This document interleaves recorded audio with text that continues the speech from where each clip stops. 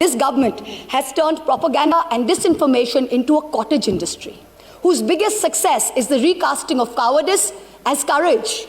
They have firmly established this government's motto of brutality over morality. The sacred cow that was the judiciary is no longer sacred. It stopped being sacred the day a sitting Chief Justice of this country was accused of sexual harassment, presided over his own trial, cleared himself, and then proceeded to accept a nomination to the upper house within 3 months of retirement, replete with Z+ security cover. This government has turned propaganda and disinformation into a cottage industry, whose biggest success is the recasting of cowardice as courage. I will lay out various instances where this government has demonstrated courage. The government claims it has shown courage to bring in a law that questions on arbitrary parameters who is or who isn't an Indian. The Citizenship Amendment Act was passed in 2019 in this House on the pretext of granting citizenship to persecuted Hindus and other minorities in neighboring countries. At the same time, it threw into an abyss of insecurity millions of Indians who had been living in this land for generations. But the rules by which this act will be implemented were not yet prepared by December 2020, according to the Ministry of Home Affairs.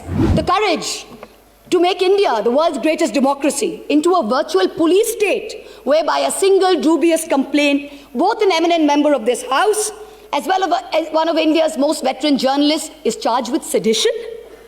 The courage to try and take over every state government by hook or by crook, whether you have won the popular mandate or not. Does the ruling party wish that its legacy be that it governed the largest democracy in the world, or that it imposed a one-party rule in India? Ask yourselves. The courage to announce a national lockdown at only 4 hours' notice, causing untold misery, countless deaths, the sight of thousands walking for hundreds of miles with no food or money. This government spent less than 2% on social transfers, in contrast to OECD countries who spent 20%, and 6% which was spent by middle-income countries. The courage, no, the brazen audacity to announce an economic rebound. India was the single worst performer among developing countries in the year 2020. Even if we believe this government's economic survey, the economy was lower by 7.7% in 2020 and will rise by 11% in 2021. So in effect, by 2022, that is over a 2-year time span, the economy will be flat. The courage to use the official channels of the Ministry of External Affairs to respond to social media posts by an 18-year-old climate activist and an American pop star, where not even one single ministry has been deputed by this government to try and look out for the food, water and basic sanitation needs of the farmers and their families who have been camping at the border for almost 90 days. And finally, the courage to bring in 3 farm laws when the opposition, farmers across the country, as well as the government's oldest ally, warned it was unacceptable. These laws were arrived at without consensus, tabled without scrutiny, and rammed down this nation's throat with the brute force of the Treasury benches. They have firmly established this government's motto of brutality over morality.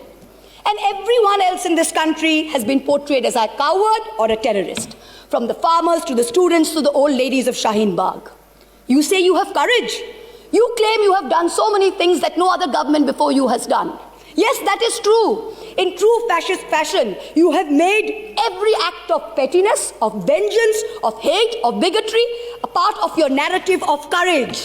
The sacred cow that was the judiciary is no longer sacred. It stopped being sacred the day a sitting Chief Justice of this country was accused of sexual harassment, presided over his own trial, cleared himself, and then proceeded to accept a nomination to the upper house within 3 months of retirement, replete with Z+ security cover. The judiciary stopped being sacred when it chose to squander the greatest opportunity that any bench of the highest court of this land has ever seen, to reinforce the founding principles of our democratic republic and to uphold the rights enshrined in Part 3 of our constitution. One second, it let most of... 1 second, please. Premchandra ji, she cannot discuss 352 the Chief Justice, the conduct of the Chief Justice of India. Let the minister Here, without giving the prior notice and approval of your chair. 2.5. A member while speaking shall not reflect upon the conduct of a person in high authority unless the discussion is based on a substantive motion drawn in proper items. Chief justice of India को हम लोग यहाँ discuss कर रहे हैं sir. Let me pass the observation of the chair. We will go through the proceedings. If anything, it is affecting the higher authority and anything which is unparliamentary, definitely it will be looked into and it will be corrected. Please try to avoid such observations. A very large section of the Indian media has plummeted to new depths, both in terms of lack of factual reporting as well as the total absence of journalistic ethics. And yet, even when the bar is so low, the WhatsApp chat leaks detailing correspondence between a large government-leaning media channel and the head of the TV ratings agency expose the utter filth and the crony capitalism that, ironically, this government claimed to be saving us from. You keep taunting the Congress about the emergency, but India today is in a state of undeclared emergency.